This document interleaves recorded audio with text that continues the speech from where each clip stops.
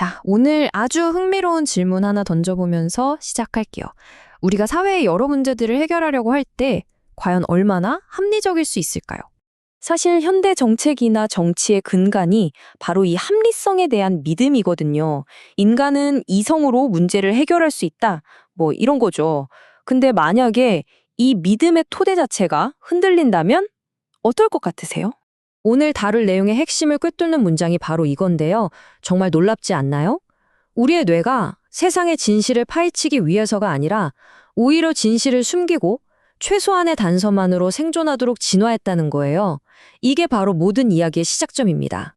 아니 도대체 왜 그럴까요? 그 이유를 알려면 우리 뇌의 운영 체제, 그러니까 OS를 좀 살펴봐야 하는데요. 문제는 이 OS가 수백만 년 전에, 그러니까 석기 시대에 깔린 버전이라는 거죠. 그러니까 생각해보세요.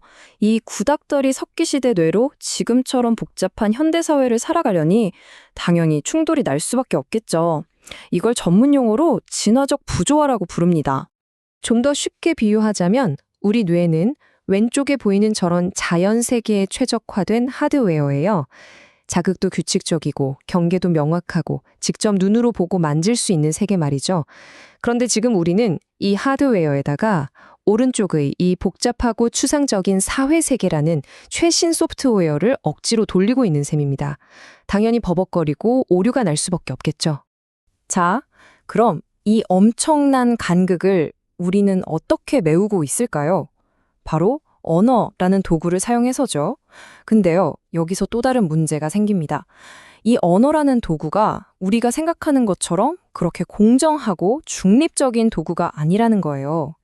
언어가 하는 첫 번째 역할은 바로 탈맥락화입니다. 말이 좀 어렵죠? 쉽게 말해 복잡한 현실에서 딱 한 부분만 싹둑 잘라내는 거예요. 예를 들어 빈곤이라는 단어 하나를 볼까요? 사실 가난하다는 것은 뭐 교육 문제, 건강 문제, 가족 관계, 온갖 것들이 막 얽혀 있는 굉장히 복잡한 현실이잖아요. 근데 빈곤이라는 단어는 이 모든 맥락을 잘라내고 가난이라는 현상 하나만 툭 떼어내서 생각하게 만들죠. 그리고 여기서 한 걸음 더 나아가 명사화라는 걸 합니다. 가난하게 살아가는 어떤 과정, 흐름을 빈곤이라는 하나의 명사, 즉 딱딱한 사물처럼 만들어버리는 거죠. 이렇게 되면 빈곤이라는 게 마치 저기 있는 돌멩이처럼 딱 정해져 있고 우리가 쉽게 들어서 치워버릴 수 있는 어떤 문제처럼 느껴지게 됩니다. 일종의 착각을 일으키는 거예요. 바로 이 지점에서 자료에서는 아주 재밌는 비유를 드는데요. 바로 험티덤티 문제입니다.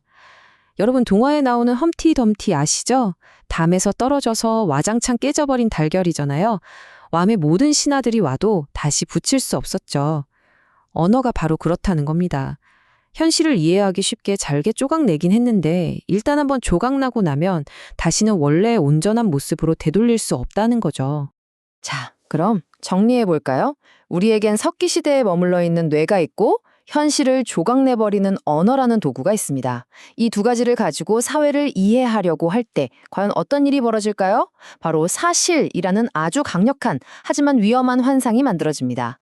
이걸 인지적 사실화라고 부르는데요. 정말 주요한 개념입니다.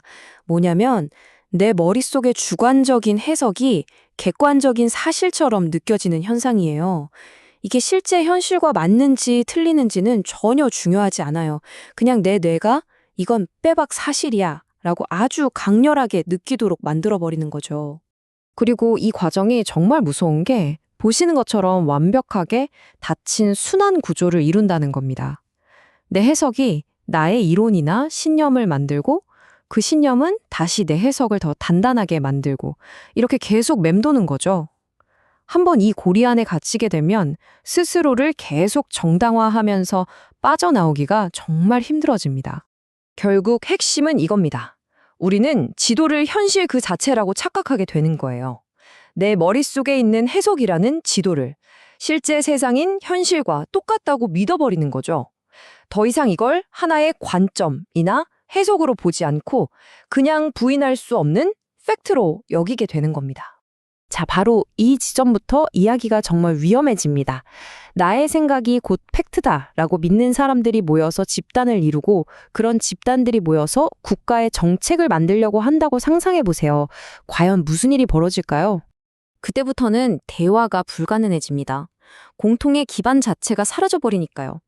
토론은 그냥 서로 다른 현실 간의 전쟁이 되어버려요. 타협을 하자는 건 내 진실을 포기하라는 말처럼 들리게 되고요. 결국 정책은 문제 해결이라는 본래의 목적을 잃고 한쪽의 현실을 다른 쪽에 강요하기 위한 싸움으로 변질되는 거죠. 이 위험한 경로를 한번 따라가 볼까요? 첫 단계, 복잡한 사회 현상에 단순한 이름을 붙입니다. 그리고 두 번째, 이 이름이 어느새 객관적인 사실로 둔갑하죠. 세 번째, 이 사실을 관리하고 통제하겠다며 정책이 만들어집니다. 네 번째 단계에서 이 정책은 사람들을 규제하고 통제하는 강력한 도구가 되고요. 그리고 마지막 다섯 번째, 결국 인간은 그 정책의 대상, 즉 객체로 전락하고 한 명 한 명의 존엄성은 사라져버리게 됩니다.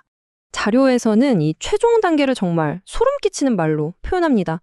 바로 지배자를 위한 정책 연구로 전락할 위험이 있다는 거예요. 합리성과 이성이라는 도구가 우리 모두를 위한 게 아니라 특정 집단이 다른 집단을 지배하기 위한 수단으로 사용될 수 있다는 무서운 경고입니다. 자, 그럼 어떻게 해야 할까요? 우리 뇌는 석기 시대에 머물러 있고 우리가 쓰는 언어는 현실을 왜곡하는 함정투성이라면 우리는 도대체 뭘 믿고 어떻게 앞으로 나아가야 할까요? 여기서 우리가 가져가야 할 태도는 에이, 다 풀렸어 하는 냉소주의가 아닙니다. 바로 인지적 겸손이에요. 지금 내 눈에 너무나 명백한 사실처럼 보이는 바로 그것이 어쩌면 완벽한 현실 그 자체가 아니라 나의 석기시대 뇌가 만들어낸 수많은 가능성 중 하나의 해석일 수 있다는 걸 인정하는 태도. 바로 거기서부터 시작해야 합니다. 결국 마지막 질문은 이것입니다. 우리는 우리 스스로가 만든 언어와 개념이라는 감옥에 갇혀 살아가는 건지도 모릅니다. 그렇다면 그 감옥의 노예가 되지 않기 위해서 우리는 어디서부터 시작해야 할까요?